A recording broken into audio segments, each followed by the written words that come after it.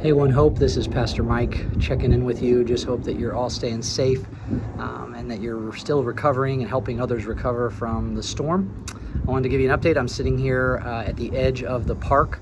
I was just able to go into the YMCA for the first time with the Y director and just wanted to give you a quick report. It does appear that quite a significant amount of water made its way into all of the YMCA, which includes their storage room that we use and our container. Probably about a foot to 2 feet of water inside of those locations, and so just about every road case sat in some water.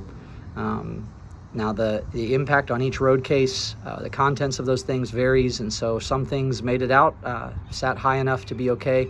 Other items will probably need to be at least dried out and worked on. So at this point, what's our next step? I wanted to share that I'm working with the YMCA. We need to find a space where we can unload all of that equipment and at least get it out in the air, but start to assess what was impacted.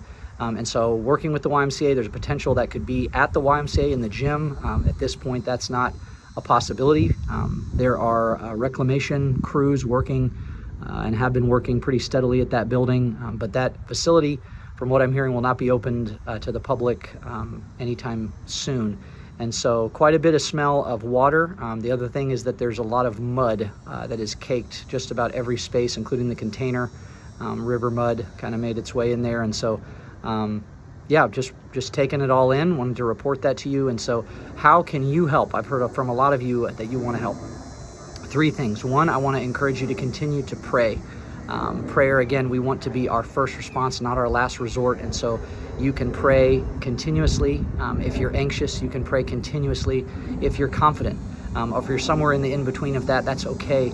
I want to encourage you to continue to pray for the situation, pray for your neighbors, pray for how God might be calling you to do something maybe different in this season. I know that many of you gathered in a different way yesterday than you ever would have expected, but there was beauty in that. And so continue to just pray that the Lord would lead us. He is in control. He hasn't lost control. And I'm confident of that, even after all the things that we've seen and that we're going to continue to see and face. Second, in addition to praying, you can be patient. I am doing the best that I can. We're doing the best that we can to stay in the communications loop and be on top of that. But there's some things that just we aren't in control of. And so what I want to commit to you is that we are not trying to go through this alone. We want your help, and we're going to share ways that you can practically help as soon as we know what they are. And that's really the third thing. The third thing is just to be ready to serve. I'm not sure that could be as soon as tomorrow, Tuesday. That could go longer into the week as we think of how we best care for and assess what's happened with this equipment. It really just needs to, again, get out of any moist spaces and start to air out before we can know much more beyond that. And so, again, we're working with the YMCA, hoping that can happen there and just be the easiest thing. If you have a lead on another space, as you know, we would be happy to hear about any spaces that you have where we could either use for equipment purposes or meeting there as well. And so just wanted to touch base with you and encourage you, church, tell you that I love you and I'm praying for you, thinking about you.